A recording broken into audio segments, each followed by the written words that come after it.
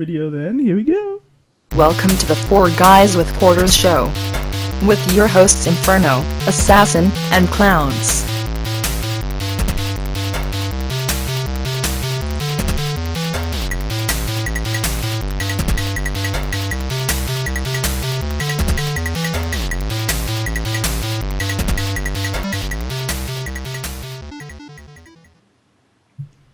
Hello everyone, and welcome to episode 41 of the 4 Guys with Quarters podcast for May 7th, 2015. We've got our usual cast of characters here this evening. We've got some special treats for you, so let's just introduce these guys and get right to the special interview we recorded yesterday. We've got ZPCI Assassin.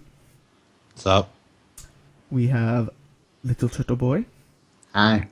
And we have Clowns with his beautiful avatar this week. Hey, what's going on? And so we had a special interview. This week we got an interview. We got some general gaming news that we want to talk about, like some new releases, a big one with Wolfenstein, the Old Blood, and we've got some new games that were announced that are pretty friggin' sick, if I say so myself. So we'll talk about those after the interview. But we got a very special interview yesterday. I wasn't there, but shout out to Yep, I'm Hated for filling in for me. But we got this interview. We're going to roll it now. It's about a half hour, so hope you guys enjoy it. She's an awesome cosplayer and an awesome person. So right now I'm going to get rid of all of our stuff. And, oh, there's no easy way to do this. But we are going to roll it now. Hey, what's up? This is Clowns, aka Carlo, with the 4 Guys with Quarters podcast. And today we have a very, very special guest, Ren, I guess, aka Rennie, a very popular cosplayer. We also have Little Turtle Boy, one of our regular guests on the show. We have ZPCI Assassin, who is a normal member of the show. And we have Yep, I'm Hated, whose video keeps crashing as well. What's up, guys? Hello. Hi. Assassin? I said hi. Okay, I there said, we what's go. up? There we go. Well, Rin, can you introduce yourself to us and our audience? Sure. My name is Rin, or Rennie is fine, and I've been cosplaying for about 15 years, but I've only been doing it seriously for about 8 or 10 years. And I go to some big-ish cons, and I try to pump out about, if I can, 3 costumes per season. And I also really love video games a lot. They're my passion. Oh, and I do voice work from time to time. I gotta say that's very impressive, and that is awesome. Since we are a video game podcast, I have to ask, what's your favorite video game? Oh, I can't. I don't know if I have one. I've got a lot that I love. Alice Madness Returns is one that I think is a beautiful game. Like, I love that game so much. It's so dark and morbid. I love the Assassin's Creed series before they went all pirate obsessed. It got kind of tedious after that. And what else? Mass Effect, hands down. One of my favorite games. Mass Effect 2 is my favorite out of the trilogy. I would have to agree with you. I've never played the Alice game, but I've heard many, many good things about it. You need to play it. It's worth playing. It's amazing. Yeah, she's right. It is pretty dark and morbid. It's great. I love it. I was not expecting. I was like, oh, Alice, okay, let's give this a shot. Oh, it was great. I loved it. Well, I'll definitely have to check that out. And I'll open up the podcast at this time to any members of the crew. Do you guys have any questions? What has been the weirdest location you've ever gone to while you were cosplaying at some of these events? The weirdest location would probably be, this was several years ago. I had a High School of the Dead group, and I did Rei Miyamoto, and we wanted to get some really good shots. And so we went out around evening time, and this was in Dallas, looking for like garages and stuff like that. And we ended up somewhere we were not supposed to be. We ended up in some sort of parking garage, but I guess it was like I don't know, some sort of like reserved parking garage. And there was a ton of supplies and like trucks and like vans and stuff. And I was like, this is perfect. And we got kicked out. So it was kind of weird because as we started walking through, I was like, guys, I don't think we're supposed to be here. And our photographer's like, no, it's totally fine. And then we ended up getting kicked out. Who has been your favorite character to cosplay? Well, I go through phases of favorites. I think my first favorite, because she was really long-lived, I did Lightning Farron. I did it before the game came out. By the time the game came out, I'd moved on to Sarah, and then that was my favorite. I have a thing for pink-haired girls. But I think at the moment, my favorite thing that I've cosplayed was actually as Elsa, just because I'd never cosplayed something that wasn't, a video game or from an anime, and I'd certainly never done Disney. And the reaction I got, especially from like little kids, was something I'd never experienced before, and it was really fun. I gotta say, Turtle is one of those little kids. He loves Frozen. He is one of those little kids. So he is already a huge, huge fan. I don't know, dude. He's gonna have to end up wrestling my daughter for that title.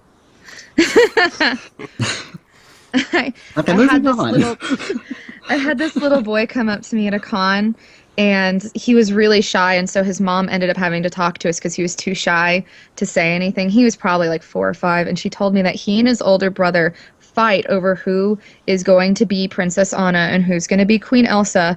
And then he came and sat and took a picture with us, and then he said, I'm going to marry you. And I thought that was like the cutest thing, because he was like 4 years old. And like I think that's why so far that's been my favorite one to do, is just being able to connect with people in a different way.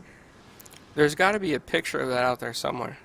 I'm sure there is. I looked for it after the con, but I couldn't find it. But I'm sure on some mom's Facebook is a picture of me and my partner and her son. He was the cutest little thing too. It was adorable. And also, I'm so happy that the mom was okay with him and his brother being like, no, I'm gonna be Elsa. No, I'm gonna be Elsa. Like, not concerned about gender identification or anything. I thought that was very progressive. Yeah, I gotta say that is awesome. Well, see, now that we touched that subject, I'd like to bring up that I've noticed with cosplayers, you guys don't generally tend to discriminate like other groups usually do.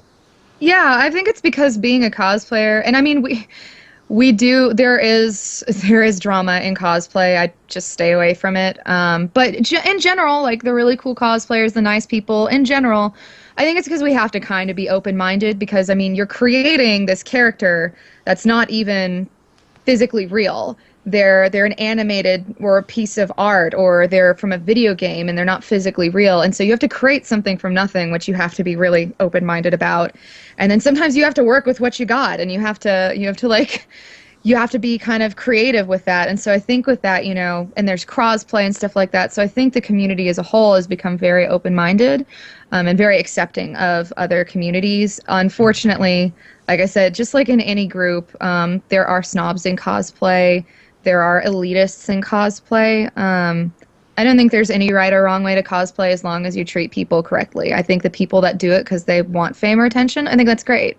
I think the people that do it because they love to do it and it's fun, it's a way to meet friends, I think that's equally great, as long as you treat everyone respectfully.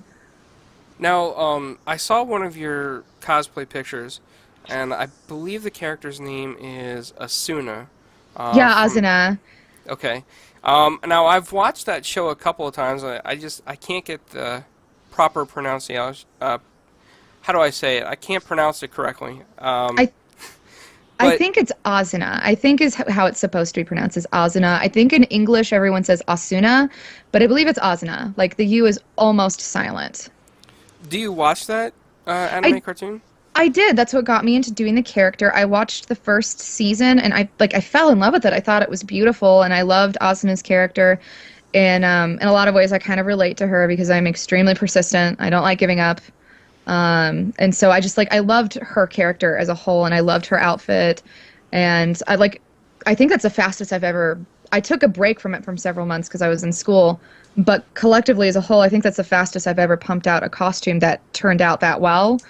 The only thing is that after season 1, I was not a fan of the Alfam arc. I just didn't like what they did to her. They made her this simpering, doe-eyed damsel in distress, and it was so dark and uncomfortable. But I think it should have honestly ended with that first arc when they were stuck in the first game. Did you design that costume yourself, or did you mix and match pieces? I made the entire costume from scratch, including the breastplate and the shoes. Kind of. The armor that were on the boots I made myself, but the boots were actually rubber high heel rain boots, and I cut them down and used them for the base for her shoes. But other than that, the whole costume was made from scratch, and I did the pattern myself. That's very impressive. Mm-hmm. How long does it usually take to make like a costume? It depends. Elsa took the longest out of any costume because I had to individually do all of those little squovels that are on her bodice. That took months because I was also in school. Asuna, I'd say if I can sit down, collectively the amount of hours, 48 to 72. If it's a simple costume, like we'll call Asuna a simple costume because it's mostly cloth. It's mostly sewing. Costumes that have extra parts like foam or armor take longer. And we can go up to like a week collectively in time. Not like in a week I'm done, but when you total all of the hours at the end, it equals about a week. Don't get me started on wigs. Depending on what wig it is, like my Euphemia wig, that alone took like 24 to 48 hours to style. So when you get these wigs, you actually have to style them too, like cut them, trim them, or? Yes, you can buy wigs quote unquote pre-styled or in the style they're supposed to be.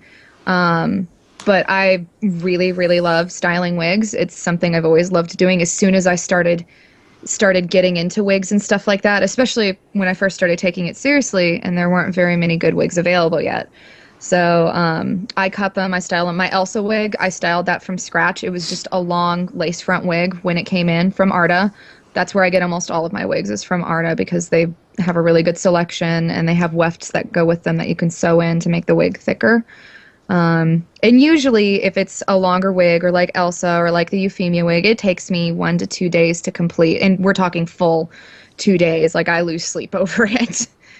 Assassin, any questions? You got any tips or anything for any inspiring cosplayers that, want to be in the, cosplayer, but, have no idea? Absolutely. Yeah. Like if you're just starting out, don't give up and don't get discouraged if you see something that looks like really good and then you feel like, oh, that's going to be better than I can do. Because that happens to me sometimes. I'll be looking for reference pictures and I'll see a cosplayer and I'm like, oh my God, I could never be at that level. And people tell me that all the time, that they see great cosplays and it just makes them feel discouraged. And I'm like, no, let that inspire you. Let that inspire you to do your absolute best, because no one's going to start out amazing. I started out like gluing and safety pinning stuff. Like I made a schoolgirl costume and all of it was like glued on to clothes I already owned. Everyone has to start somewhere, but you can grow with that potential. So my advice and tips would be, the most important is to always, remember that everyone has to start somewhere, and so don't give up, especially if you enjoy it, and always make a budget. Always, before you even start on the costume, get some reference pictures, take apart, make a list and take apart what parts of the costume you have to make, and then tally up about how much each of that is going to cost you. And then prioritize that list of what needs to be done first, like what's going to take the longest. Because otherwise, you're going to end up not having enough supplies or enough money to finish it, and that's really stressful. So having a list and a budget, absolutely, especially if you've just started and you don't really know where to go with. Always make a list. Lists are the best. And then make a schedule. Get a calendar out, figure out when your free days are, and then give yourself deadlines for each part of the project you're working on. Like, I have between this day and this day to finish this prop, and I have this whole week to finish the top lining of this bodice. It really makes it a lot easier when you do that, and a lot less overwhelming. What is the average you think that maybe a cosplayer would spend on a particular costume? What would you say the average is? A lot of it depends on experience and what they're doing. But let's say they're making the entire costume from scratch. Like Asuna, I actually didn't spend probably more than $100 on that because it's not a competition piece. So the fabric that I used, it's all Egyptian cotton linen sheets, which saves you a ton of time because you don't have to wait to get your fabric cut. And I just get king size at Walmart. Wow. So I don't even think I spent $100 on making the costume. Plus the wig, it was probably over 100 because the wig I think was 40 or 60 for the pieces. But so on average, it really depends. If it's a competition piece, you're going to be spending more money because judges take into account not just how well it's sewn, but what materials you used and how much you've invested in it. So like Elsa, oh gosh, Elsa, the amount of money that I spent on her is well over $200 because I kept finding fabric and then not liking it and then finding new fabric and then not liking that. So competition pieces are always going to be more expensive. You should be expecting to spend in the hundreds, but not competition pieces. You can kind of cut corners and have it still look good, like what I did with Asuna. It's all sheets, with the exception the gloves and the legs are the only part that aren't made from sheets. That's the only fabric that I had to buy at a fabric store. The rest all came from Walmart in the bedding section. How many conventions have you been to or gone to throughout the years? Oh gosh. Well, as far as different cons go, not that many. Kind of landlocked because I'm in the middle of the U.S. I've been to A-Con, which is a really big con in Texas. IkiCon, which is starting to grow, also in Texas. A-Fest, also in Texas. IzumiCon, which is in Oklahoma City, but it's not. It's growing. It still needs to grow. And then Tokyo and Tulsa, which is where I live. And that one's starting to really grow. Like that one's becoming a really big con. It's starting to really take off. And those are cons that like I've been going to for a long time that are still around. And then some of the first cons that I ever went to that I went to every year no longer exist anymore. They're shut down now. I would love to go to some bigger cons. I was supposed to go to KatsuCon this year, but I had like really important exams going on. I couldn't make it. Like I just couldn't miss school for it. I actually have a question now. Okay, sure, go for it. It kind of relates to the question earlier about the cost, but how hard is it to usually find supplies depending on the scale of the costume? It can be pretty hard sometimes. There's a lot better supplies available now, but I'm one of those super detail-oriented people, and so when I see my reference images, I get an idea in my head of what I think this fabric should look like and what I think the texture of the fabric should feel like. And when you start adding those factors in, sometimes it gets so specific that it can be very difficult to find what you're looking for. And so, like with Asuna, it wasn't hard because it was all fabric, and so that was a really easy one to do. But with Elsa, like I said, I spent like over $200, mostly in fabric, because I could not settle on a fabric for her. I bought entire bolts of fabric for her, which is also really expensive. So it can, if you're picky, it can get expensive, which is why it's important to make a list and have a budget so that you can figure out what you need and how much it's going to cost to get it. Especially if you're like a poor college student like I am, and you kind of have to spread out what you're buying for each pay period that you get. Because I only have a small stipend, and a lot of that goes to, like, eating, because that's important. Oh, absolutely. I would agree with you there. What's the most uncomfortable cosplay outfit you've ever made? Great question. Oh, gosh. It's a tie, actually. And it's one of my favorite costumes, Kokonoe, at least that I made. It was the proudest moment I ever had because I'd never made anything that complicated before, and it was the second thing I'd ever sewn with a sewing machine. And I made these wedge heel shoes for her, and it gets really hot here in Oklahoma in the summer, and this was for a summer convention. And the shoes kind of like melted on my feet when I was outside. And I still have scars from the burn blisters. Oh, wow. Yeah, that was a mistake. I should have known better. It's sometimes when you're a cosplayer, you don't care about the consequences because that's future you's problem. And future me is really mad at past me for doing that to myself. But it's a tie between Kokonoe and then Elsa, because the bodice, when I started on that costume, I was like 20 pounds heavier because I went through this thing where I was yo-yoing in my weight. And I was about 20 pounds heavier when I started on the costume, and I started on the bodice. And then I had to take a break for a while, and during that time I lost that 20 pounds, and then I went back to it and started working on it, and it was crunch time, and I didn't have time to alter the bodice, nor could I because of all of the square pieces on it, and so the bodice is too big for me. So I couldn't sit or anything. I had to stand really particular, or it would fall down and then get bent inwards. So it's a tie. It's a tie between Kokanoe and Elsa. Yeah, because I know I've seen. Sometimes I'll get on YouTube and I'll check out some of them conventions, and you see these girls in full-fledged latex stuff, and it's like 90 degrees. They got to be uncomfortable. And that happened last year with Elsa. When I wore her to A-Kon, it was like my partner and I, because my partner Misona was my Anna. I felt so bad for her because I used flannel for her costume because I made her costume because I wanted to be accurate, not thinking, hey, we're going to be wearing these to a summer con, in Texas. That won't be a problem.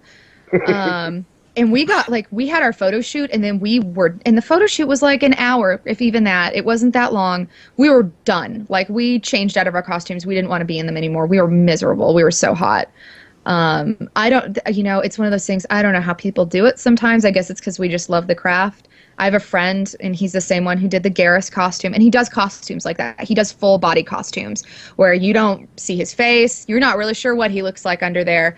And he will rig like little cooling fans to keep him cool because he can't easily just take off a piece to cool off. So when you say full body costumes, you mean like the kind that I guess, for example, when I went to FAE, I saw somebody that looked kind of like Voltron, and it was like a full body costume. Yeah, kind of like that, or like anyone that would be doing like Iron Man. Like, we're talking like full body, like armor or whatever. You just have no idea how tall they actually are, or what they look like under there. It's like, and his Garrus costume is amazing. He looks like he jumped right out of the Mass Effect games. So yeah, you don't see him at all, and it's not necessarily easy to just take a piece off and cool off. So for some of his bigger costumes, he rigs little thin fans underneath to keep them cool. And I've done like ice packs, like the kind where you like break them open and shake it, and then it gets really cold, and I'll like shove one like down my shirt or behind my shirt so that I can cool off. I have to say that is pretty smart though, because I can imagine people getting overheated just from the costumes themselves. My friend Hrist had that happen to her last summer at A-Kon. She didn't think that it was that bad because she wasn't feeling thirsty. And so she'd been outside for hours, and she came inside and took like 2 sips of water and blacked out. So it's really, really important to like find ways to cool off. And so that's what I usually do if it's going to be a really hot costume. I get one of those medical ice packs that you can get in any first aid kit. That's really smart. Turtle, when you start cosplaying, you need to do that. We don't want you overheating there. Yeah. That's the last thing you want. I'll keep that in mind when I make my Ninja Turtles costume. Yeah, you might want to rig that with a fan on the inside of the shell. I would definitely agree, but that would be one cool costume if you could pull that off. Yeah. So, are you working on any costumes now? I am actually. I have a full summer lineup because I hate myself. I'm doing the first 2 things that I've got is I am a huge fan of Ever After High. It's a Mattel series. It's the same people who do Monster High. I'm a huge fan of it. I'm like in love with the series. I just think it's so cute, and I love their design. So I'm doing Applewhite, who's the daughter of Snow White. So that's one thing I'm doing. I'm doing Zero from Drakengard 3. Because that's another, they're lousy games, they're derpy games, but I love them. I love the Drakengard games, and so I'm doing Zero in her Nier suit because Nier is actually, Nier is my number 1 favorite game. Nier Gestalt is my favorite game. So I'm doing her Nier costume, and that one's going to be one of those I need ice packs for because it from the neck down, it's full body coverage. And there's fur trimming on it. So that's going to be an ice pack costume. And then I'm doing Cinderella's ball gown from the new movie. And then I'm making the shoes out of clear Warbler. Oh, that's going to be awesome if you pull that off. And I'm really excited. I could see that being like a competition piece. Yeah, I am super excited about it because Clear Warbler is now a thing. It's like just when I needed Clear Warbler to exist, all of a sudden I start seeing all of these pages popping up in my feed going, Clear Warbler at last! And so I started looking into it, and it seems like it holds up really well. So I'm really, really excited about working on that one. That one I won't work on until after A-Con, because that one's going to take up all of my time. It's like 12 layers to the dress, and I want to make it as close to accurate as I can. So that's the one that I said because I hate myself, because that one's going to take some time. That's going to take hours, weeks to make. And I wanted to ask you as well, since nobody else has any questions, just going back to like the video game stuff real quick. I have to ask, are you a PC gamer? Are you a Sony? Or do you like Xbox? I love them all. I have an Xbox 360, a PlayStation 3, a PlayStation 4, a Wii, a Wii U. I was a PC gamer until my computer blue screened of death, and now I am no longer a PC gamer. Now I use my PC for my voice work, and that's it. Because that's how I played Mass Effect for the first time, was on my computer. And the first ever video games I played the King's Quest games when I was a kid. Homage to how old I am, because that was like over 20 years ago. I played the King's Quest games on my computer when I was a kid, and I fell in love with those. So I really don't think I could pick one medium. There's certain things that I love about Nintendo, and there's certain things that I love about Sony, and there's certain things that I love about Microsoft. And they all have something to offer. So I don't know if I could pick one specific platform that I liked more than the other. I love them all. Do you think eventually you'll ever get an Xbox One? We're probably going to get one eventually. It's just a money thing. The PlayStation 4 was a gift, so that's why. And same thing with the PS3. I won the PS3 at Dave & Buster's. We, like, 3 of us spent like an entire summer saving tickets so we could get it. Wow, that's awesome. And then the Wii U was my Christmas gift last year from my parents. That's pretty It's cool. a Zelda Wii U. Oh, and then I've got the 3DS too. So I love them all. I think more than anime or anything else, I think video games is really what brought me into that culture. Was playing video games. That was like my favorite thing to do, and it always has been. Have you seen any cosplay like from current generation video games out there yet? Like, for example, like Sunset Overdrive on the. I mean, that could be a big cosplay game, or anything from like PS4.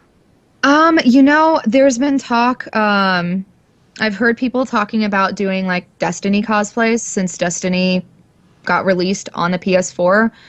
But I don't think I've really seen any brand new, like new gen platform cosplays yet. But I'm certain that there are going to be people that do it. Like, I'm certain we'll probably see stuff this season, if not the next. Because I'm always seeing new things. Diablo is a really, really popular cosplay right now. The group that I'm in went to Anime Matsuri and competed in their Diablo cosplay costumes. They didn't place, but they looked amazing. And I mean, the competition at Anime Matsuri is amazing. And some of the group members who entered, that was like their first or second cosplay contest ever. So it's, it was one of those things where they still did an amazing job, even if they didn't place. I don't compete as much as I used to anymore, because a lot of the drama and snobbery comes from competitions. But I competed at AzumiCon, and I didn't see really any video game cosplays at AzumiCon, but it's a small con. But I think this summer, because that's when a lot of the big cons are, I'm sure we'll be seeing some of the newer gen games out. Like, I'm sure of it. Because there's cosplayers that they're sponsored to do just that. What's your next con you're going to? The next con coming up, and it's going to be in June, and that's A-Con in Dallas. And that one is like one of the oldest cons that I've been going to, that I still go to. I went to it for the first time when I was 19. So I've been going to it for almost 10 years. And it's changed. A couple years ago, it changed locations. It's just at this really, really pretty hotel now, and it's got marble stuff and these pretty statues everywhere. It's like a cosplayer's dream, because everywhere is a good place to take pictures. And that is the next convention that I'm going to, and my partner and I will be going to that one. She's also doing an Ever After High costume with me. Have you guys seen anybody that's done like Monster High? Yeah, actually, one of my favorite cosplayers did my favorite character from Monster High, Cortoon, and she did Laguna Blue from Monster High, and she did an amazing job. And then there's another cosplayer that I saw who did a Frankie costume, and it was amazing. So it's starting to become, I don't know why just now, since Monster High has been out for a really long time, it's starting to become a popular cosplay this year, because I'm suddenly seeing tons of stuff pop up for it. And same thing with Ever After High. Ever After High is a little bit newer, though. But yeah, and I know a couple of people are going to be doing Monster High costumes at A-Kon this year. So it is becoming popular. I don't know why it took so long, but it is becoming popular. So far, you've said two of Assassin's favorite things. The lols, that's one of his favorites. And the second thing is the possibility of Destiny cosplay. Assassin is a huge fan of Destiny. I'm just going to throw that out there. Yeah, and I know a couple of people that they're doing their characters from Destiny probably within the next year. Now it'll probably actually happen now that Clear Warbler is a thing. They were literally just waiting for something for like their helmets. So that's probably going to happen now. And I do think we'll probably be seeing a lot of Destiny cosplayers out there. It's because it's one of those things that people that play Destiny, they either loved it or they hated it. There was no in between. When Destiny came out, everyone started playing it, and then there became a clear division of, oh, this is not what I expected it to be, or, oh my god, this is the most amazing multiplayer game that I've played in a very long time. In our household, it is the latter. I like upstairs in Tomo's man cave, like you can guarantee if he's not working, he is doing a run on Destiny with his group. You can guarantee it. I liked it. I just don't have very many PlayStation 4 friends. I have like 2. And so I don't get on very much because they're almost never on, and so we can't really do runs very often. And I'm pretty sure that's going to change. PlayStation 4 has been out a little bit longer, so more people will start getting it. And once they start putting out more games for the PS4 exclusively, I know that people will start buying the console. That's the only reason they're not. Well, if you guys ever need anybody to help you guys out, Assassin's got a PS4. Oh, really? Turtle's got a PS4. And then, I'll be getting one soon. Yeah, Hades getting one soon. I'm going to be getting one soon, and Inferno already has one as well. Okay, awesome. That's like all of you guys are going to have PS4s. That's awesome. Yep. So yeah, if you ever need help, Assassin can carry anybody through like a raid or anything on Destiny. Yeah, I think that's the biggest problem I've had is that, and why I don't get on very much is that, sometimes, because you can do the mix and match where you get matched up with people to do raids and stuff, but sometimes you get paired up with people and it's not like they don't know what they're doing. They're risk takers when they shouldn't be. And it's like, if your job is to cover someone else's, what's the language like rules for this? Can I say ass? Is that okay? Yeah, that's fine. Okay, so if your job is to cover someone's ass, but you want to go out and like draw someone's fire, that's not really gonna be beneficial. And which is why I stopped playing for a while, because I started getting really frustrated with the people I got paired up with, because I would end up being the only person still alive, but I couldn't go help them because they would be out in the daggone middle of the field where there's like a boss. And so I got really tired of that happening, and I'm one of those gamers that, like, I'm really cool and stuff, but if you start doing stupid stuff while we're playing that gets you killed, I'm gonna get really mad and kind of rage. Yeah, I hate to say it. Sometimes that's me on Destiny. Is I accidentally do stuff like fall off a ledge in the middle of a raid or something, and everybody's like, "Oh, where'd Clowns go? Oh, he fell off the edge again." And I mean, I've done it too. I've done dumb stuff where if I find like a really good spot, where I can just snipe everything, sometimes I forget to watch my friend's back because I'm too busy sniping at the boss because the boss can't hit me from where I am. Those sweet spots are the best. And so people will get mad at me when I do that. And I'm like, well, did you want to beat it or not? Like, we're on a time limit here.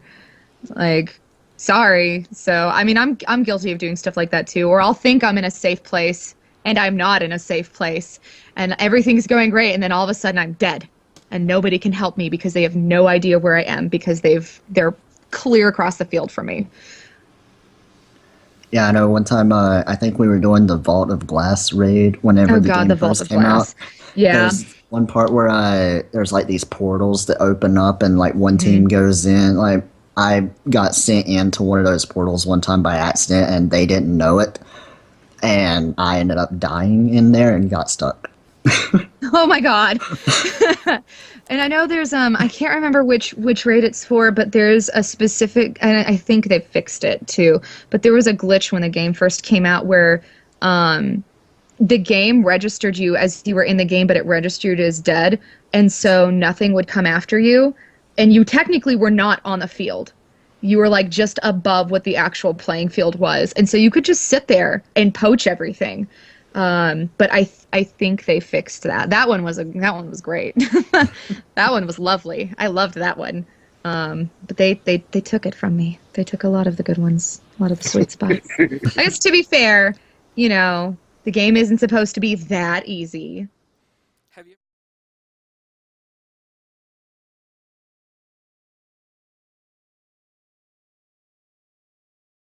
All right, we are gonna be back in 1 second. Let me just get the everybody back. You guys hear me? See? Yep, we're still here. Let me get everything back here in order.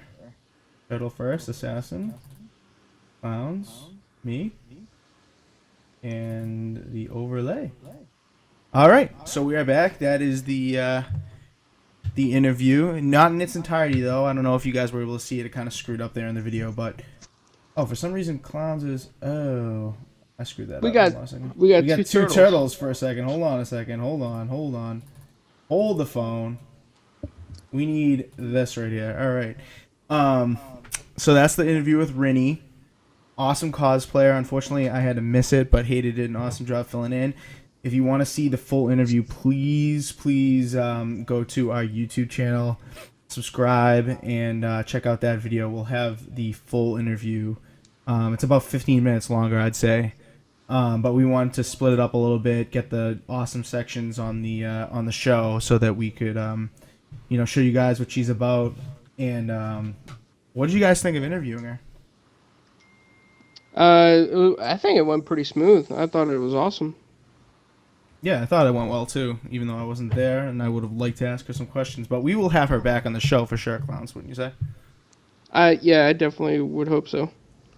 Yeah, we'll have her on the show again, and we'll have her live so you guys can ask her questions and whatnot. But pre-recorded interview went well. Hope you guys enjoyed it. And now we will get on to the rest of the show.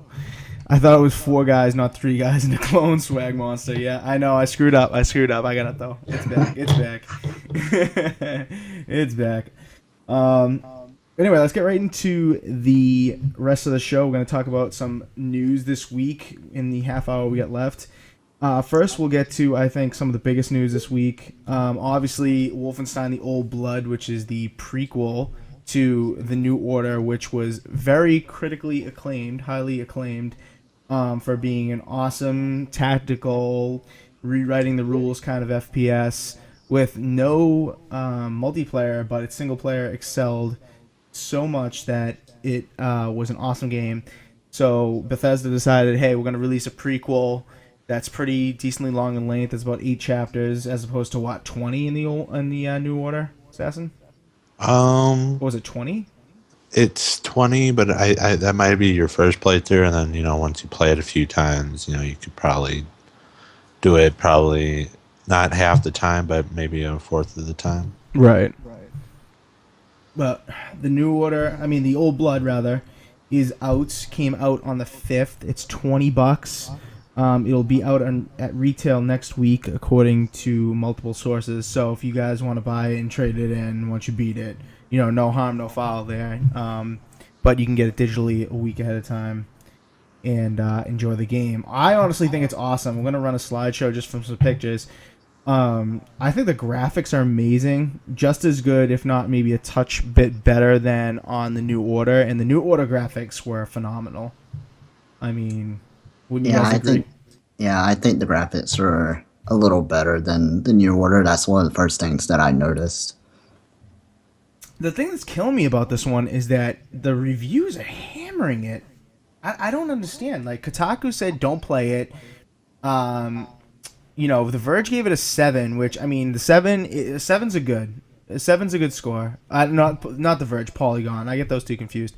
Polygon gave it a 7. So I think on Metacritic it's right around like the mid to high 70s, which is good. Like, don't get me wrong, that's good. But I feel like a lot of the big critics out there that people go to for for valuable and insightful reviews are killing the game, especially Kotaku. I'm really shocked they gave it a bad review, because in my opinion it plays a little better with the same kind of elements as the New Order. I don't know how you guys feel about it. Assassin, I know you don't have it, but sorry to rub that in. Turtle, you have it, right?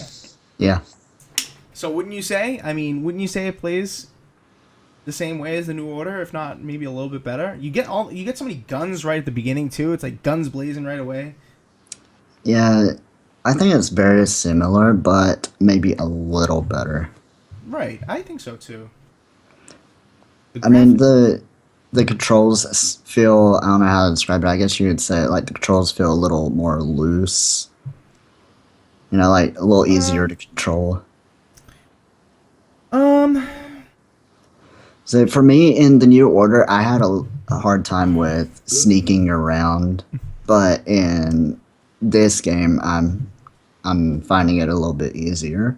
Maybe a little too easy. Gotcha. Yeah. No. I agree with that. The difficulty is a little on the lower side compared to the New Order. Because the New Order, I played it on Uber first, and I was getting my ass handed to me. What were you gonna say, Daryl? One thing I have noticed is that not only is the sneaking around, like the stealth, a little easier, but it's also a little bit more repetitive. You know what? It's funny you mentioned that, Turtle, because for me, the repetitiveness of it isn't really hurting it for me. Like, it's so good that I'm willing to do it. And the New Order was repetitive a little bit too, wouldn't you say, Assassin? Like, I mean, overall it was repetitive. Overall it was repetitive, but it was good repetitive. Yep. It's not like, I'm gonna hate to bring it up, but Destiny, it's not that kind of repetitive. No, it's not that kind of repetitive. It's good. Right. I mean, you're using the same skills in multiple different situations. It's not like you're fighting the same exact enemies every single time. Like, I'm not going to spoil the old blood since I've almost completed it in about, 7 to 8 hours. But, you in the middle of the story, you switch from one enemy type to a completely different enemy type. And I'm not going to spoil it, but it's completely different. It's just like on the turn of a switch. Swag Monster, yeah, this part is live now. So if you guys want to type in the chat what you guys think about Wolfenstein Old Blood, we'll definitely give you guys a shout out and discuss the points, because this is we want to get the chat involved, and if you guys have opinions on this kind of stuff, we want to hear what you guys have to say. Anyway, so yeah, the Old Blood, $20. I agree with you, Turtle. It is a little less difficult than the New Order. I don't know if that's because you have all the guns and stuff too. It could be. But I like the fact that right away you get these pipes.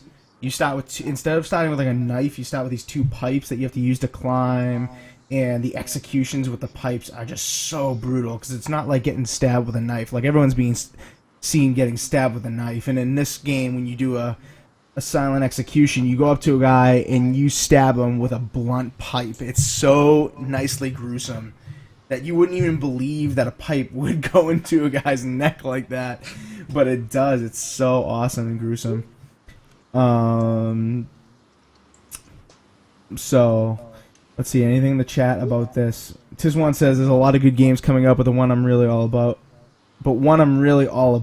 Well, tell us what you guys think, what you guys are looking forward to. I mean, we can discuss that really briefly. Anyway, anything more to say about the Old Blood? I guess no one out there has it yet. I would recommend it. Let's ask that question. Would you recommend it, Turtle? For the price, yeah, I would. And if you've never played Wolfenstein before and you want to get into the entirety of this new, this remake, on Amazon right now until the 11th of May, you can get both the Old Blood and the New Order for $30 total, which is amazing. I mean, for that price, there's no way that you can skip it if you're at least interested. At the very least, because on the store right now, the digital store, how much is it, Assassin? I think you were saying this the other day. It's still $60. For what game? Sorry, I was New Order, the New Order. Yeah, I believe it. Or I can even check, but I believe it is a $60 title still. Yeah. So yeah, $20 for the Wolfenstein Old Blood. For the people asking in the chat. But Future King says, "I'm gonna check out Wolfenstein. I can't wait for the golf review personally." Yeah, people are looking for that golf. Yeah, when it comes closer, we're definitely gonna talk about the new PGA Tour Golf, the first one on the new generation of consoles, which I'm assuming is gonna be amazing, especially graphically, because on the 360 even, the graphics on those games were so damn good. They do so well in the fidelity of that. And I'm not even a huge golf guy, but I love those games. You too, Turtle, right? You play those games, don't you? Yeah, sometimes. I mean, I'm not a big sports guy, but Right. yeah, the games I'll play. Right. And yeah, we'll definitely touch Tizwa in the chat. We'll definitely touch on The Witcher next week and the week after that. We'll touch on that since it does come out in a couple weeks. Because there's a lot of hype around that, and we get guys on the panel like Clowns and Assassin that are definitely looking forward to it. Are you looking forward to that, Turtle? Like, are you a Witcher guy at all? I don't know. I didn't really care too much for Dragon Age or Shadow of Mordor. Like those kind of games. I don't know. I'm not really into like the whole like medieval type games, but The Witcher seems slightly different from those. Right. So yeah, I guess I'm willing to give it a shot. I mean, you'll might be as getting well. it. Yeah, you'll be getting it anyway, right? Assassin, you want to answer that question in the chat on the stream? Did I get the haircut one? Yeah, yeah. Yeah, I did get a haircut. Well, not just a haircut. I got hairs cut. More than wow, one. Yeah. wow, you are really punny this evening, aren't you? Jesus. All right, so that's the Old Blood. Let's move on. We're done with that. Let's talk about what some people in the chat are really interested in, since some of these people watch crypto religiously. And Chef, Mortal Kombat X got Jason Voorhees this past week as a playable character, which they teased before the game came out, and everybody was real hyped up about it. But people have the Combat Pass. You get an early access to Jason Voorhees. If you don't have the Combat Pass, you're going to have to wait a week and buy either him personally, just by himself, for $5, $4.99, or you're going to have to buy the bundle, which the name escapes me right now. The Jason Voorhees bundle, how appropriate. Which includes Jason and 3 skins for Vampirus Melina, Kraken Reptile, and Pharaoh Ermac, all for $8 if you want to get on that. Yes, Kenslin, this is live. All right, so what do you guys think of Jason? Have you guys tried him out? Anybody? I have, and I gotta say, I love his fatality and his attacks. Like, they're probably more brutal than some of the core characters. I gotta say, I haven't seen his fatality. Oh no, I've seen his fatality. I've not seen his X-ray. I've not tried him out yet, but I've seen the fatality. Yeah, and the fatality is damn brutal. It is brutal. His X-ray is really good too. It's actually probably my new favorite character to play as on Mortal Kombat. What does he do on the X-ray? You know what? I would say just like go on YouTube, look for it. It's like worth seeing. Oh jeez, all right. Assassin or Clowns, have you guys played Mortal Kombat X lately? No, but I seen his fatality when I was watching Chef Big Willie's stream and his X-ray, and I gotta say, like, when I think of Jason, I think more scarier, person, and his suit that he's wearing, he looks like an old sort of like a businessman. He's like wearing that tan. Like I would expect like black or dark blue. That's the point, though. That's what he wears. That's his outfit, no? Yeah, but didn't like in the other ones he wore like some dark, not some like, oh, I'm right here, shiny colors. I guess. I have noticed that it seems like he has two entrances whenever the match is starting. One is like, I guess, like dragging this body behind him with his like little machete or whatever, like in the skull. He's dragging the body behind him, and then another one is like it's like in his neck, and he like walks up and like pulls it out. Dude, that's badass. Dude, everything about him is badass. The only thing that is hard for me to get over, and I don't know if it is for you guys, is that like he's not part of the Mortal Kombat like series. Like having characters that aren't part of Mortal Kombat is weird to me. And people in the chat apparently don't care one bit about that because Tizwan says he doesn't have Jason, but he looks dope. Great addition to Mortal Kombat. So people are loving this, but it's just hard for me to get over that. Well, see, it's not the first time. If you remember I think it's the last version of Mortal Kombat. I think like 2009 or something it was released. There was a version on I think it was the PS3 version included, there was Freddy. I understand. No, Freddy was on. Yeah, and also PlayStation exclusive, it was Kratos was in Mortal Kombat also, I think. I could be wrong on that. I could be wrong on that, but I think he was. Don't forget about Soul Calibur. One Xbox, I think, had Yoda, and then PlayStation had like Darth Vader. Yeah. Right. Yeah, that's true. That's true. I don't know. I'm gonna have to play as him to see how sick he is, but the fatality is brutal as hell. I love that. So, Tiz1 says he'd like to see Bruce Campbell from Army of Darkness movie with a chainsaw added to Mortal Kombat.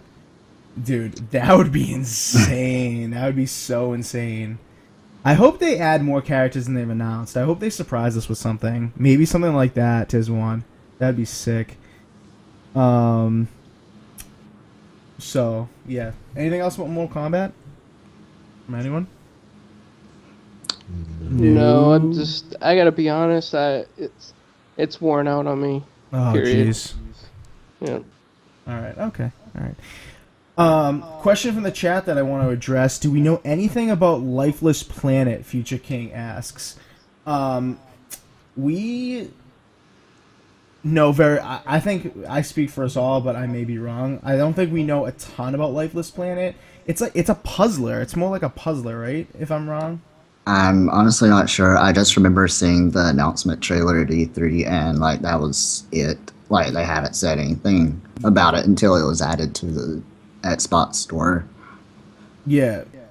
When I started E3, I thought it looked really cool. But since then, I haven't really looked into it. I figured I'd just like grab it when it came out, and I thought it would come out sooner than now. But that's due out is that due out tomorrow or is that due out next week? Next week, I think. I think it's the 12th, isn't it? Yeah, I think. All right, well, I can check real quick. If it's the 12th, we will definitely be talking about it next week, Future King. So definitely check out the show next week for that because we will definitely be talking about it. It's the 13th. Oh, the 13th. So yeah, we'll get it in because that'll be on Wednesday and our show's on Thursday. So we will get that in. All right, let's move on. We don't have a lot of time. Minecraft, Xbox 360. Can you believe it's been 3 years? I actually thought it was longer than 3 years, but it's only the third birthday from Minecraft Xbox 360, and you get a free skin pack if you're on Xbox One or 360. And they call it the birthday pack. Go figure. Everybody with hats on and cake and all this kind of stuff. What do you guys think? Minecraft Xbox? No? I downloaded it earlier, but I have yet to actually use it. Yeah, I haven't started the game to see. Yeah, me neither. I gotta be honest with you. But I'm downloading all these free packs. I just have not started the game or anything. But Assassin, you gonna be grabbing this on Minecraft? Literally, the moment I woke up, I saw my phone, free texture or pack, whatever. Installed it like instantly. Boom, done. I get to play as didn't they copy themselves, the developers, and put them in the game? I Yes. believe that's what Yep. they said. Yep. So yeah, we get to be a developer inside their own game. Yay. But Well, I probably it- won't be playing as one of them though. Sadly. You know, it works as long as you don't blow people up with creepers. I'm just gonna point that out. You know, Nice. There we go. I could be the developer of Minecraft as long as you don't blow me up with a creeper. Hey, You're never gonna live that down. For next those who time I'll don't just for those who don't know, in the chat, Assassin blew up Clowns' farm when Minecraft first came out. no Maliciously. creepers blew up the farm. Assassin was doing his own little thing, making sheep naked. No, sharing this is what Assassin did. Assassin said to himself, Clowns isn't on right now. And then took creepers to my farm and blew it up. Nice. Assassin was making sheep naked like he always does, and Wow, that's dirty. This is a PG show. Maybe PG-13 sometimes. I but- wanted their wool. Okay, sorry, I was making a fancy floor and I needed wool. Well, you in the process absolutely killed all of his animals. Let them all out. They drowned. They had water next to them. Hey, We'll get- well, after that, there was more sheep, cows, pigs, chickens, all you can think of than there was before. Couple questions in the chat really quick. BRZ1994 says, is the one on the bottom row Conker?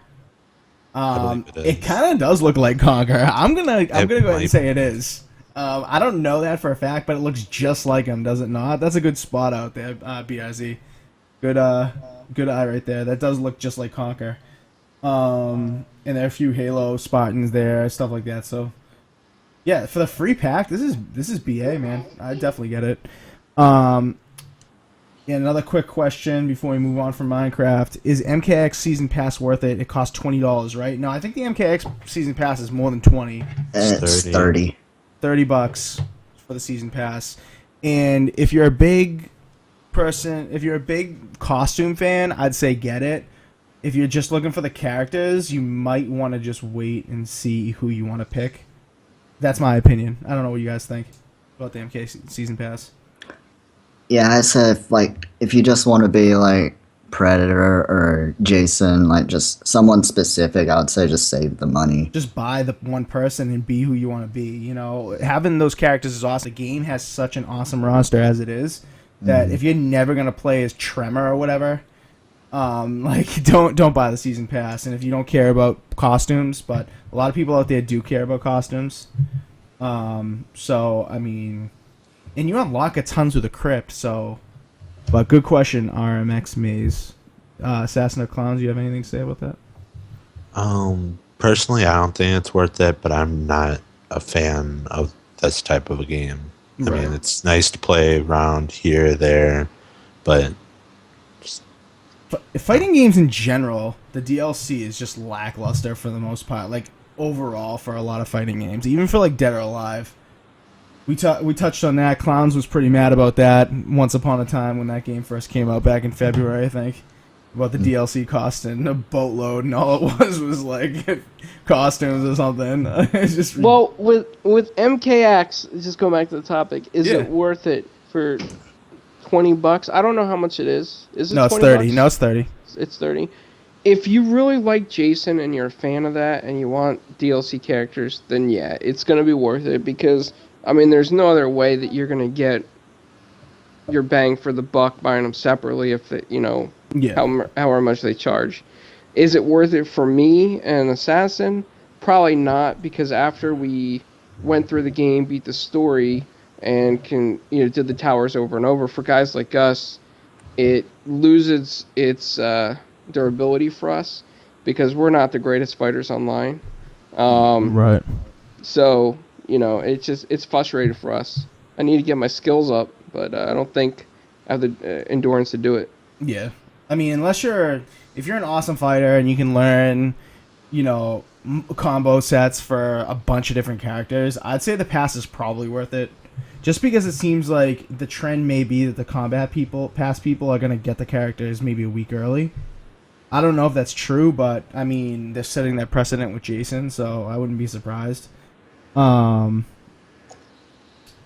yeah, if you can learn multiple characters, definitely worth it. If not, just pick the guys who you like and buy them for $5 or whatever it is.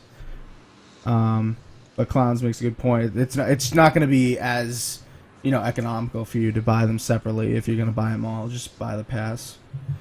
All right, next topic. I know me and Clowns can definitely talk about this. Marvel Avengers Age of Ultron table is now out for an awesome game from an awesome developer at Zen Studios. Shout out to them. So if you like this pinball game, which I don't know how you can't, if you're into pinball, I mean, this game is really awesome.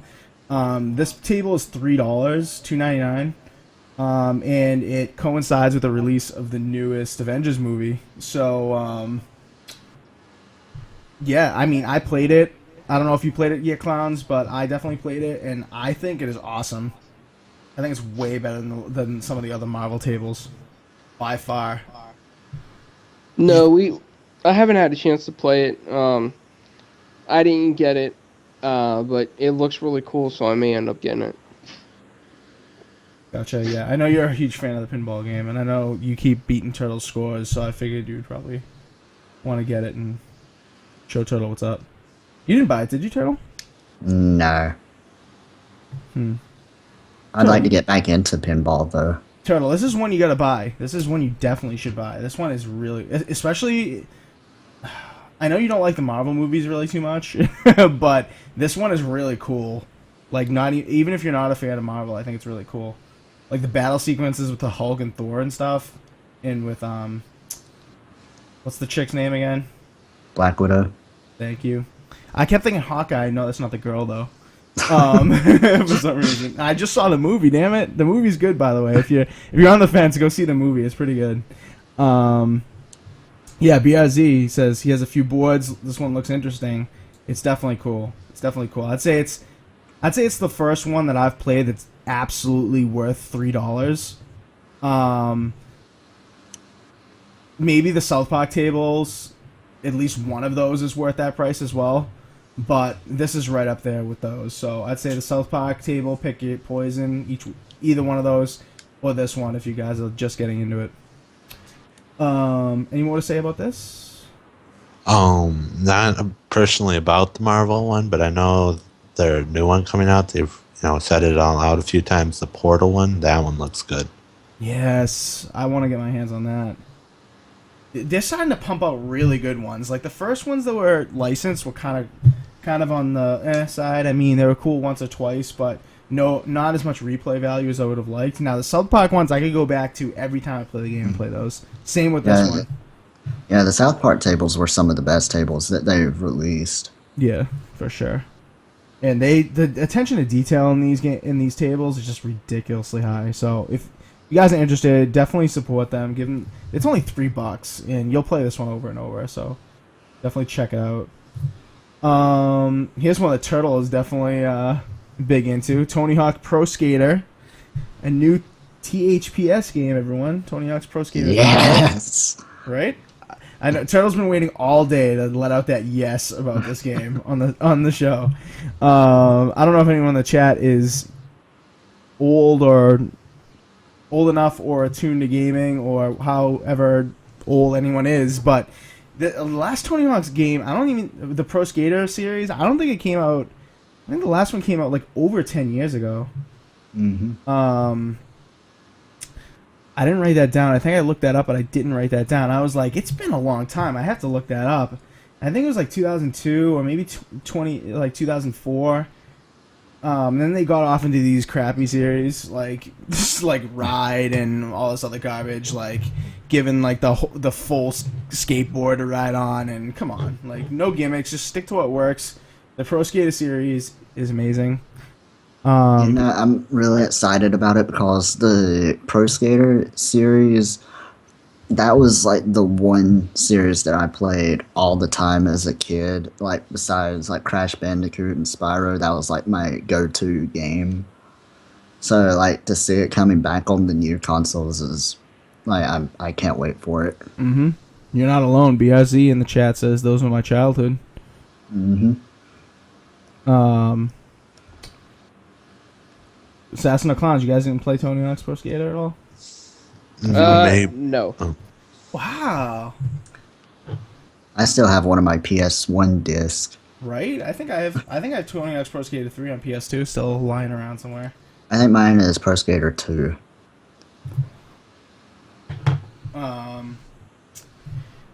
Yeah, that one was good. I think 2 and 3 were amazing. 4 kind of fell off, and I know why they changed it a little bit, because everyone was going, like, even Guitar Hero and Rock Band, I think, made them go into more interactive kind of games, but damn, it was a good thing when they had it, so I hope that this comes back and makes it bang. It's coming this year for PS4 and Xbox One for sure. No release date specifically, but definitely 2015.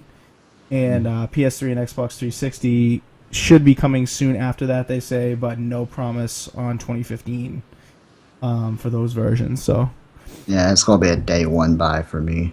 same, probably a pre-order. Anything to say about this, Assassin? I've played the past Pro Skater games, and I was more like, I didn't play them much. I was more of a Tony Hawk Underground fan. Yeah, especially the second one. I like that one the best. that was but- good. That's fine. Those were good too. Those weren't even that big of a, a divergence from the series. You know what I mean? Those were at least close to this. It wasn't like the ride crap they try to push on us. Yeah. Problem is, how much they say we're going, like full retail, $60. Yeah. I just don't know if it's that price is worth it. Good point. Well, the PS3 and 360 versions will be $39. Oh, Yeah, so maybe still, maybe it'll be maybe. $49. Maybe they're going for retro pricing. The Maybe. No, I don't- $49.99. $50, $40, I don't know. Really? With that type of game, I don't know. Yeah. I'm not like a huge skateboarding fan, so Right. No, I hear rather you. blow I hear stuff you. up. Yeah, it's an awesome point, because back in the day, all these games were short. So like, if you were dedicated to it, you can sit down and beat it in one sitting, and that wasn't a huge problem back in the day. But everyone now expects these like 30-hour, 40-hour gameplay for my money kind of thing. We've been spoiled by a lot of the awesome games that have come out. Dragon Age Inquisition, to name one.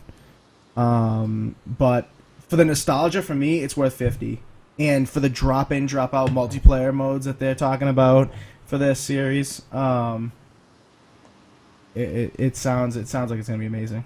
For me, I'm just hoping they stick to the roots of the series and what it's known for, and not add any of what they've added in like the more recent games. But like, if they just stick to the roots, then I don't see how it could fail. Right. All right, let's move on from this. We've got like maybe 10 minutes more. Let's go on to the next topic. Disney Infinity 3.0 revealed just in time for Turtle to waste his money on 2.0. Yay! Turtle literally bought 2.0 like 3 weeks ago. Was it even Less that? than that. It was like maybe like week before last. And I already have like 15, 20 figures or close to that. I gotta be honest with you, and I think Assassin will agree with me here. Not sure about Clowns, but this one looks kind of badass. I mean, the Star Wars figures look really cool.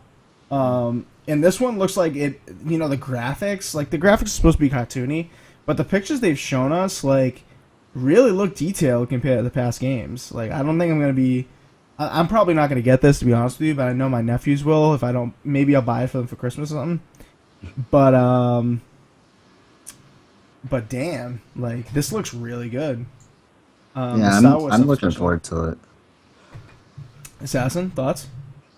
I would probably just buy it because it's Star Wars. That's probably the only reason I would probably buy it. So there's gonna be 3 Star Wars play packs. It looks like they're going all out with Star Wars stuff here. Like, they're gonna have this Twilight of the Republic, they're gonna have Rise Against the Empire, and they're gonna have one based on the new movie coming out on Christmas of this year, The Force Awakens. So I think they're gonna release them more like episodically. I'm thinking. I'm not 100% sure there, but I think that would be smart for them to do that for the Star Wars stuff. I don't know about the Tron stuff because they're including Tron this time. They've shown off a couple figures for Tron stuff, but Yeah, from what I've seen, it looks pretty BA, dude. It looks pretty BA. And the lower price, I didn't even know. I didn't even know it was gonna be lower until Turtle said something. Yep. Right? Isn't it $64.99? I think. Yeah, $64.99. What do you got? Assassin's shaking his head already. I thought you'd be a fan of the new pricing. You don't think that's good? It's For the starter pack? expensive for the starter pack. I just find it expensive. Well, you get the game, you get a few figures. You get it looks like 3 figures, maybe only 2. It's 2. 2 figures. You get the I think that kind of contributes to the lower price because the first 2 starter packs for 1.0 and 2.0 had 3 figures. right. And one maybe. figure is valued at around like $10 or something. Yeah. So that could contribute to the lower price. Are the amiibos more expensive than these things, or is it the other way around? It's about the same price. I think they both start. Clowns, I think amiibos are like $15 maybe. Is that how much they are, clowns? The amiibos? I think they're actually like $12.99. $12.99? Like around that price. Okay, Yeah, then they're around the same price. Yeah. Interesting. So even though it's a lower price, you're losing a figure, so it's not really cheaper. That kind of sucks. Well, I think they're going for. I think it's only 2 figures because of the story they're going for with the play set that it comes with. Right. Gotcha. All right, well, that's Disney Infinity. We're not going to spend too much time on that. Details will be flooding in, I'm sure, as we go on here. I'm sure they'll show it off at E3 in some capacity. So we'll talk about it a little bit more as it gets closer. Look out for that later this year, probably fall or holiday of this year. Here's one Clowns is definitely going to be a fan of. Clowns has been making a lot of awesome videos. Go check out his uploads that he's been making, his voiceover stuff he's been making on Upload Studio. I think he was inspired by Crypto to start doing some upload stuff. But it looks like the preview program members are starting to see the 60 frames per second game DVR capture and upload to the upload section of the Xbox One. So, Clown, since you're our resident video maker, what do you think of the 60?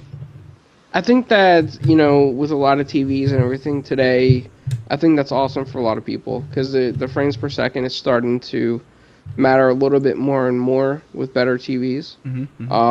So I think it's going to be a big selling point for Xbox because they got the Creator Studio and content upload nailed down a lot better than anything else out there today.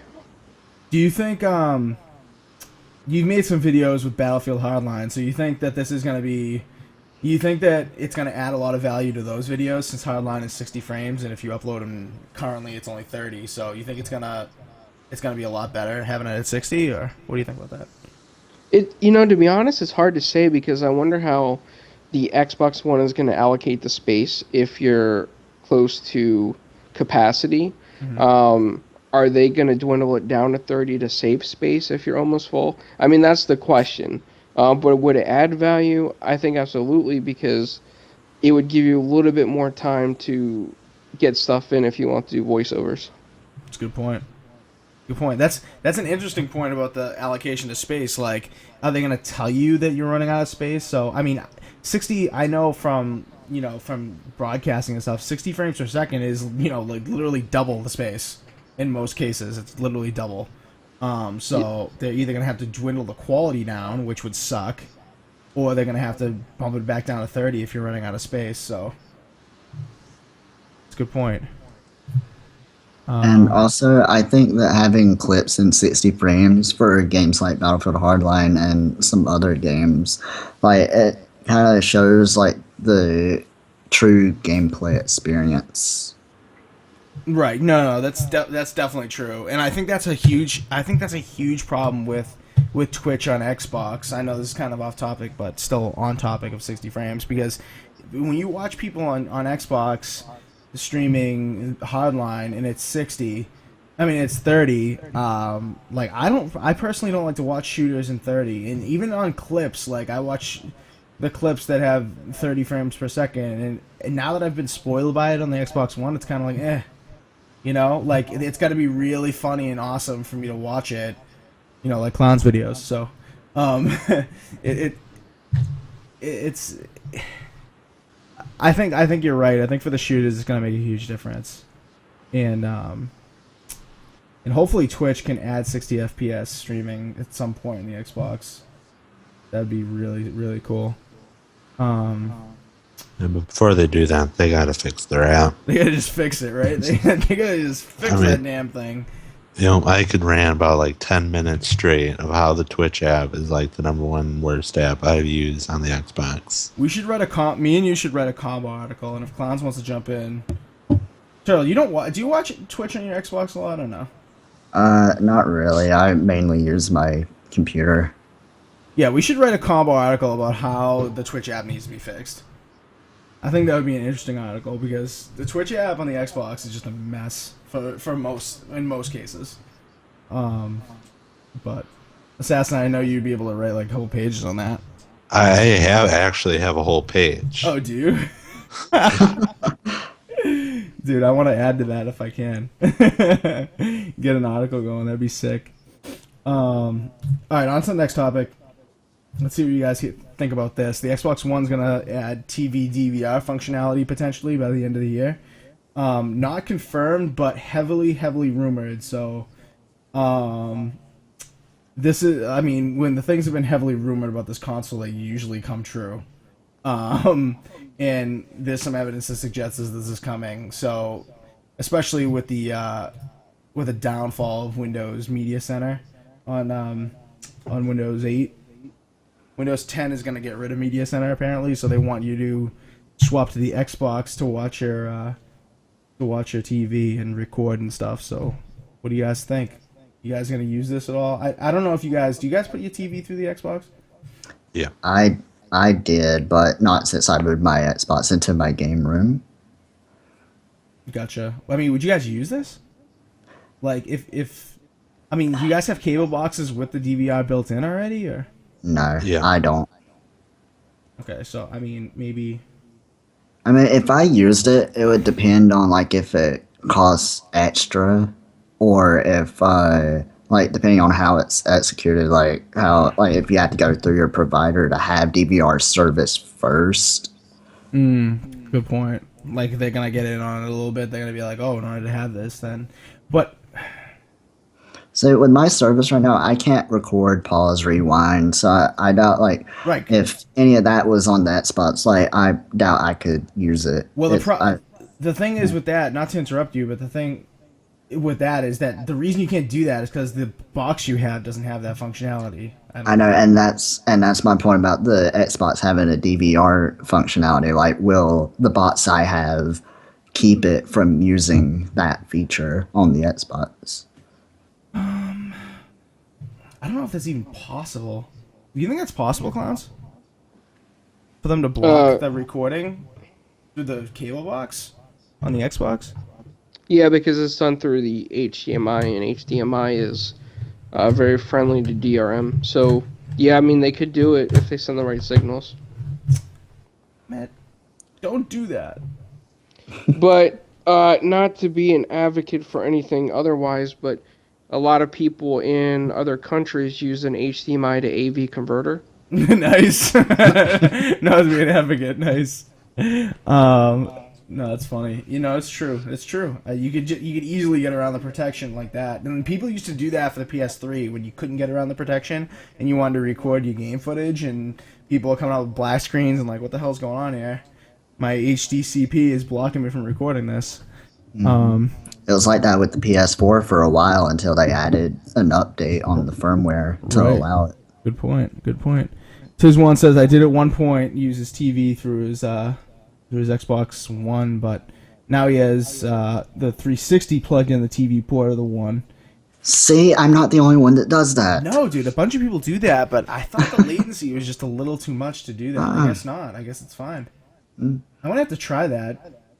Maybe I'll try that with my Wii U, I think. Get back on that Wii U. Get on that Splatoon demo this weekend. That's going to be only 3 hours across 3 days. Anyway. So, Assassin, anything to say about this? Hard drive space, though. That's the problem. If you record, like, so many shows, your hard drive's gonna be taken out. So I wonder if they're gonna start pushing out 1 terabyte Xboxes. That's a good point. They may like add this feature at the holiday and say, "Hey, here's a new SKU for the Xbox, and it comes with 1 terabyte." I know they did that. Didn't they do that with the Call of Duty console? They had a 1 terabyte version. Yep. So I mean, it's not like they can't do it. Maybe they'll do that and say, "Hey, this is the perfect one to use to record shows because you're gonna run out of space if you don't." Well, so one thing I was wondering is maybe they'll allow the user to like reserve like a certain amount of hard drive space. Right, I'm sure they will, but I don't think the common DVR user, or I don't think the average Xbox user in that in that regard, knows how much space 5 HD 30-minute shows takes up. Which is a lot of space. Right, so I mean, I don't think the average person knows that. So people are gonna reserve. People are gonna be like, "Oh, I don't want to reserve too much space. I'm gonna reserve 50. I'll reserve 50 gigs or something, and that space is gonna be up in 2 seconds if you don't know what you're doing." Like you're gonna record like some hour-long show on CBS, and see you later, bye. I'm exaggerating there, of course, but I mean, it's only gonna last you a few shows if you do that. So. But that's a good point. I mean, I think they should do that. Let's move on to the last topic. Last topic. Deals with gold this week. Yay or nay? We've got Assassin's Creed for 45% off. Assassin's Creed Unity, that is. $21.99. We've got Far Cry 4 at $32.99. We've got Far Cry 4 Gold Edition, which includes the Season Pass, $53.99. And we've got the Season Pass in and of itself for $20.09. Which is weird because if you just buy the Far Cry 4 plus the Far Cry 4 Season Pass, it's actually cheaper than buying the Gold Edition this week. So I don't really get that. What do you guys think of the deals? I'm not that impressed. Yeah. Especially having already played both games before. Like, I don't know, they need to come down in value, especially Unity. Clowns or Assassin, you guys played the hell out of Far Cry 4, didn't you? So you guys know. Is this worth it? Is this the price now to buy it if you haven't gone on the bandwagon for Far Cry? Not. I didn't enjoy Far Cry 4 like that much at all. It was just a little boring. The story was just, Same thing with Unity. They were both kind of just crap in their own separate way, shape, and form. Right. So that price is just not worth it. Gotcha. Clowns? If you're gonna just achieve it for the achievements, then yeah. But if you're looking for like an awesome game that you can play forever and ever, no. Right. That sucks. Okay, Far Cry 4 I do want to eventually try, but I don't think I'm gonna buy it at $32.99, especially digitally. Assassin, didn't you say that like you could beat it in like 30 minutes or something? Not even. Far Cry is. Not even. BRZ in the chat says Unity was crap, Far Cry was okay. So for me, an okay game that's been out for as long as it has is not worth. If you're gonna call it okay, BRZ in the chat, and these guys seem to agree with you. I don't think $32.99 is the price point for me. Well, see, I played it. Whenever I played it, I did not enjoy what I played of the story. I didn't finish it, but from what I've heard, it's not that great. Right. And the most fun I got out of it was like going around like hunting animals to get supplies for upgrades and like taking over outposts and like just side quests like that. Right. Gotcha. Oh. Just one agrees with you, Assassin. Yep. But that's the problem with Ubisoft. Like their games that they've been pushing out, at least the past year, have just been terrible. I mean, I personally Watch Dogs was my favorite, and that wasn't the world's greatest game. Right. Yeah, like it was definitely better than Unity and Far Cry, put together. But right. I hate to see Ubisoft go down this path. They made some very good games in the past, and it's like, oh, Xbox One, PS4 came out, let's push out crap. Mm-hmm. And I mean, later this year they're supposed to be coming out with some big blockbusters. So like The Division and Rainbow Six Siege. So, and hopefully they get their act together with Assassin's Creed for this one that's coming out this year. I doubt it. Not. I think they see what we like about it, and they're just gonna put repetitiveness into it. They just need altogether to stop. Yeah, like Assassin's Creed 3. It was like Assassin's Creed 3, they put ships in Assassin's Creed 3 for like part of the game, and they saw the reaction fans had from that, and they were like, let's make a game about pirates. Yep, so then 4 came, and then just... That was even repetitive. 90% of it was just tailing people. Right. That's true.